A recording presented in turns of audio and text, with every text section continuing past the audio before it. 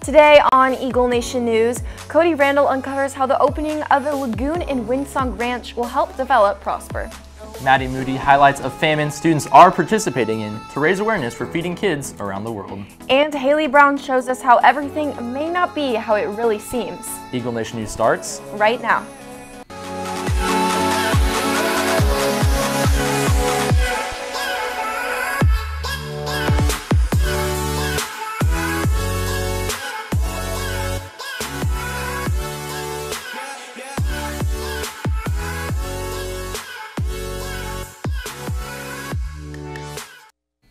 Good afternoon, Prosper High School. Today is Thursday, January 31st. I'm Christina Folsom. And I'm Cameron Silva.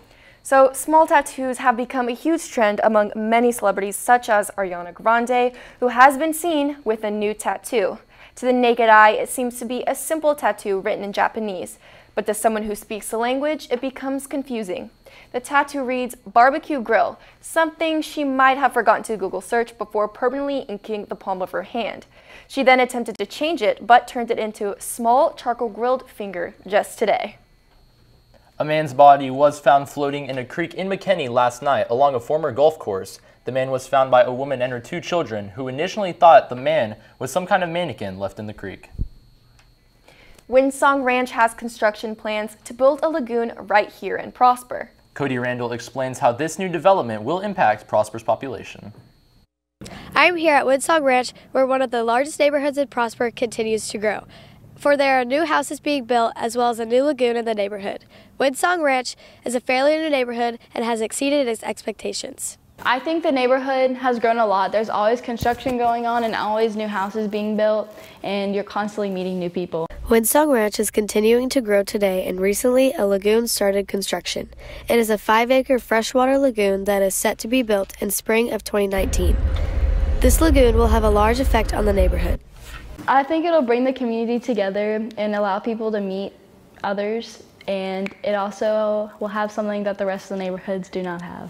Windsong Ranch continues to add new and fun things to the neighborhood, allowing for residents to create a closer community. For Eagle Nation News, I'm Maddie Wilbanks. Prosper.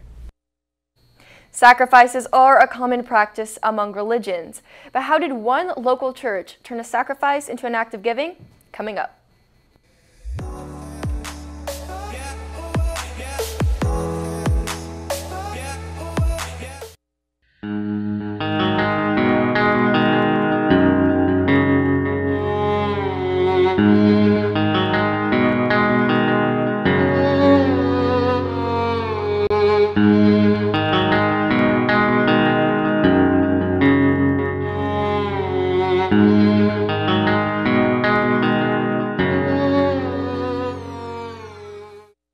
Many students can barely go until lunch without eating a snack, but imagine 30 hours. Maddie Moody highlights how a group of students who participated in a famine for a cause. Basketball games, Cinemark, shopping. All of these things are pretty common on a Friday night, but this past weekend, a group of students opted for something a little different. On Friday and Saturday, 53 students from the North Dallas area went without food for 30 hours to raise money for kids who don't have any. I feel like it's a really good reminder of like the kids that don't have food, because I feel like we forget about them a lot, and I feel like it's a joke now. There's starving kids in Africa that could eat, but we forget that it's like a real thing that's like a problem in our world. Friday at lunch, students ate their last meal until Saturday night. That evening, they went to First McKinney for a lock-in. They played games that taught them what the pressures of living without food were like, and they prepped for their day of service on Saturday. My favorite location was Fish Ministry, getting to work outside, feeling the nice weather outside, and feeling God's creation around us, and doing what I did growing up as a kid. My favorite part was probably Saturday. Went to go out and serve in different communities. It was very hectic. I don't know how to describe it. It's just really fun because we were all together and we were all working together. And personally, I wasn't thinking about food at all, which was a really good distraction, and we were doing good for the community.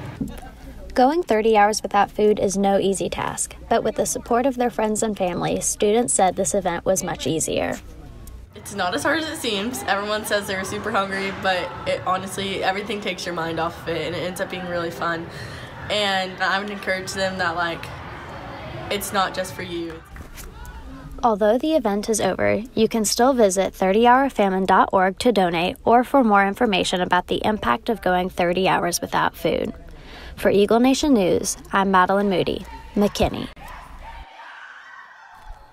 Coming up next, Haley Brown highlights free software that could lead to you losing your identity.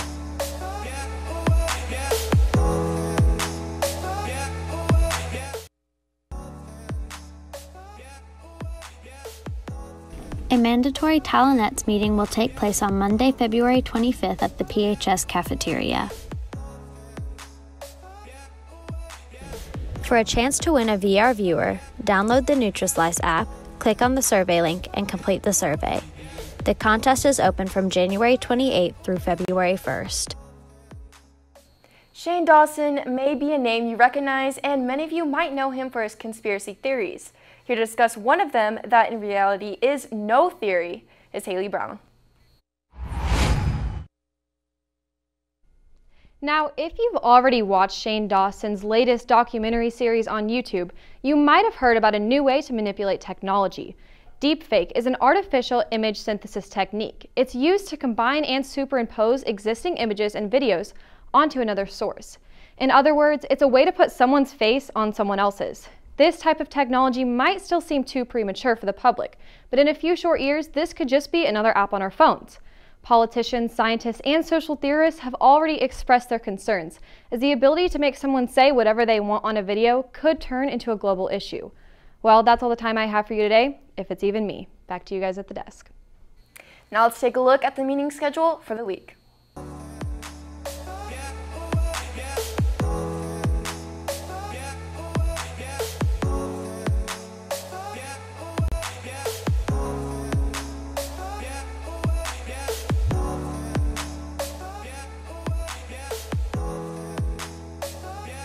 Well, that's going to do it for our show today. For Eagle Nation News, I'm Cameron Silva. I'm Haley Brown. And I'm Christina Folsom. Live long and prosper.